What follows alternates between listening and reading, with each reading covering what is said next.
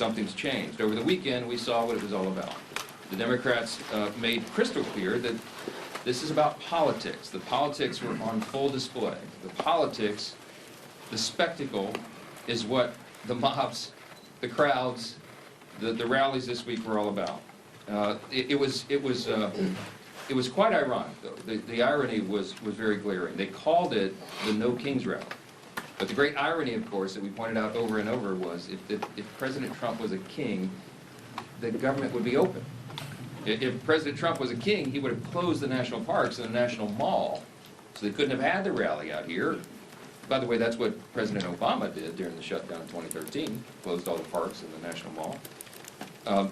Here in Washington, you had Senators Bernie Sanders and Chris Murphy and Cory Booker and others marching in the streets.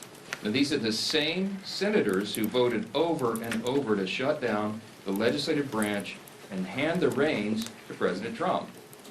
They're decrying the situation that they themselves created. This has always been about the spectacle. Chuck Schumer himself joined the spectacle in New York City. And it's interesting to note his activities there. He was standing side by side some of the most radical groups that maybe ever assembled on U.S. soil. They openly advertised as co-sponsors of the event in New York City the Communist Party USA, the Democrat Socialist of America, the Freedom Socialist Party, the Young Communist League of New York, many others. Do we need any further evidence? They're not hiding this. They're out in the open. They're not shy about it. Because this is the core constituency of the modern Democratic Party. These are objective facts. Look at what's happening.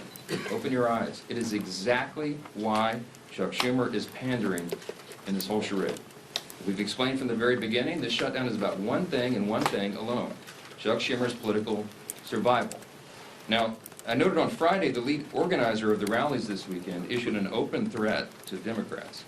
Quote, "The cavalry is coming in on October 18th, and they're either going to be celebrating with you, or they're going to be calling for new leadership." Now that's a direct threat to Chuck Schumer, and he heard the message. So did Hakeem Jeffries in the House. And that's why neither of them were here doing their jobs. Instead, they were out in New York and California. They were catering to the same radical base that is just days away from electing an open Marxist as mayor of New York City. And now that Chuck Schumer has had his spectacle, he's had his big protest against America, this is our plea.